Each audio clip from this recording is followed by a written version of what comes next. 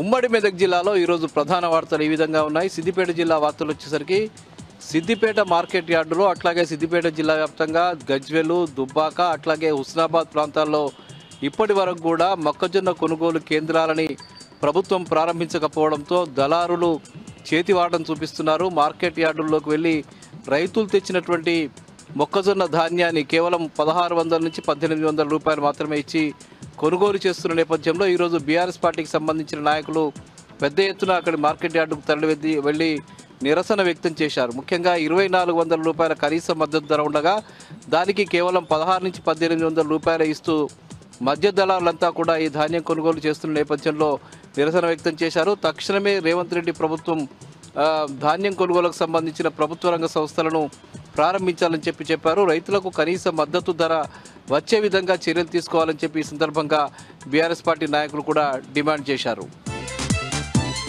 ఇక దుబ్బాకలో ఈరోజు బొడ్రాయి ప్రతిష్టాపన కార్యక్రమం అత్యంత వైభవంగా జరిగింది. వందలాది మంది ప్రజలు, వేలాది మంది అక్కడికి తరలివచ్చి ఉత్సవంలో పాల్గొన్నటువంటి పరిస్థితి. ఈరోజు జరిగినటువంటి ప్రతిష్టాపన కార్యక్రమంలో స్థానిక ఎమ్మెల్యే కొత్త Prabhakar Reddy, SC ST commission chairman బక్కి వెంకటయ్య, అట్లాగే మదనానంద స్వామి కూడా పాల్గొన్నారు. ఈ కార్యక్రమం గత 4-5 రోజులుగా అత్యంత వైభవంగా దుబ్బాక పట్టణంలో జరుగుతున్నది.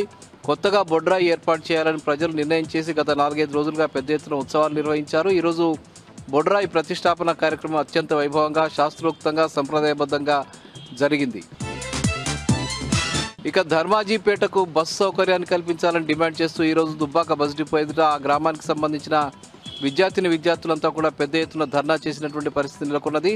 గ్రామానికి ఆర్టీసీ బస్సు లేకపోవడం వల్ల సకాలంలో తాము విద్యా సంస్థలకు, కాలేజీలకు వెళ్ళలేని పరిస్థితి నెలకొన్నదని, ఉదయం పూట తప్పనిసరిగా తమ గ్రామానికి ఆర్టీసీ బస్సు నడపాలని చెప్పి విద్యార్థులు డిమాండ్ చేస్తూ ఈరోజు బస్ డిపో ఎదుట పెద్ద ఎత్తున ఆందోళన చేపట్టారు.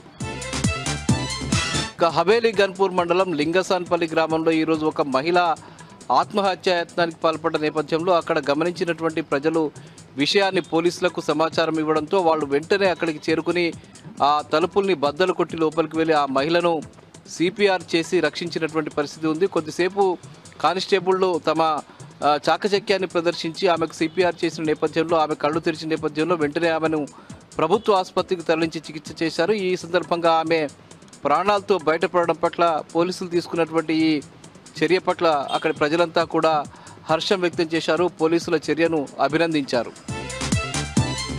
ఇక సంగారెడ్డి జిల్లా గుమ్మడిదలలో ఈరోజు మంచినీటి కోసం పెద్ద ఎత్తున ప్రజలు ఆందోళన చేసినటువంటి పరిస్థితి నెలకొన్నది. ముఖ్యంగా మిషన్ భగీరథకు సంబంధించిన నీటి సరఫరా విషయంలో ఆర్డబ్ల్యూఎస్ అధికారులు నిర్లక్ష్యం వహించడము, పైప్ లైన్లను సక్రమంగా నిర్వహించకపోవడం ఫలితంగా పెద్ద ఎత్తున మంచినీటి సమస్య ఏర్పడింది. గత 15 రోజులుగా గ్రామంలో నీటి సరఫరా బంద్ అయిన నేపథ్యంలో అక్కడి మహిళలంతా కూడా రోడ్ల మీదకి వచ్చి రోడ్లపై బిందెలు ఉంచి ఆందోళన చేసినటువంటి పరిస్థితి నెలకొన్నది.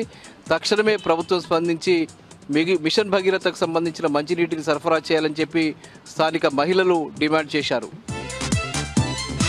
నారాయణఖేడ్ నియోజకవర్గంలోని చల్లగిద్ద గ్రామంలో గంజాయి స్మగ్లర్లు బరి తెగించి ఏకంగా ఎక్సైజ్ అధికారుల మీదనే రాళ్లతో దాడి చేసిన ఘటన ఈరోజు జరిగింది. అక్కడ చల్లగిద్ద గ్రామంలో ఒక వ్యవసాయ క్షేత్రంలో గంజాయి మొక్కలు సాగు చేస్తున్నారనే సమాచారం మేరకు ఈరోజు ఎక్సైజ్ పోలీసులు శంకర్ తదితర సిబ్బందితో కలిసి అక్కడికి వెళ్ళిన నేపథ్యంలో అక్కడ ఉన్నటువంటి దుండగులు ఏకంగా ఎక్సైజ్ సిఐ శంకర్పై ఇంకా సిబ్బందిపై కూడా రాళ్లతో దాడి చేశారు. ఈ నేపథ్యంలో వాళ్లకు గాయాలు కూడా అయ్యాయి. ఈ ఘటనకు సంబంధించి వెంటనే వాళ్ళు పోలీసులకు సమాచారం ఇవ్వడంతో అక్కడికి నారాయణఖేడ్కు సంబంధించిన పోలీసులు వెళ్ళి పెద్ద ఎత్తున వాళ్ళు ఆ ప్రాంతాన్నంతా చుట్టుముట్టి దుండగుల కోసం గాలింపు చర్యలు చేపట్టారు. అయితే అప్పటికే స్మగ్లర్లంతా పారిపోవడం జరిగింది. అయితే ఆ ప్రాంతంలో ఉండేటువంటి ఒక రైతు చేనులో వాళ్ళు పరిశీలించిన నేపథ్యంలో 120 మొక్కలు, గంజాయి మొక్కలు కనిపించాయి. వాటిని అధికారులు స్వాధీనం చేసుకున్నారు. వాటిని ధ్వంసం చేసి పోలీస్ స్టేషన్కి తరలించారు. అట్లాగే మరో 5 కిలోల గంజాయి కూడా, గంజాయి కూడా అక్కడ లభించింది. దాన్ని కూడా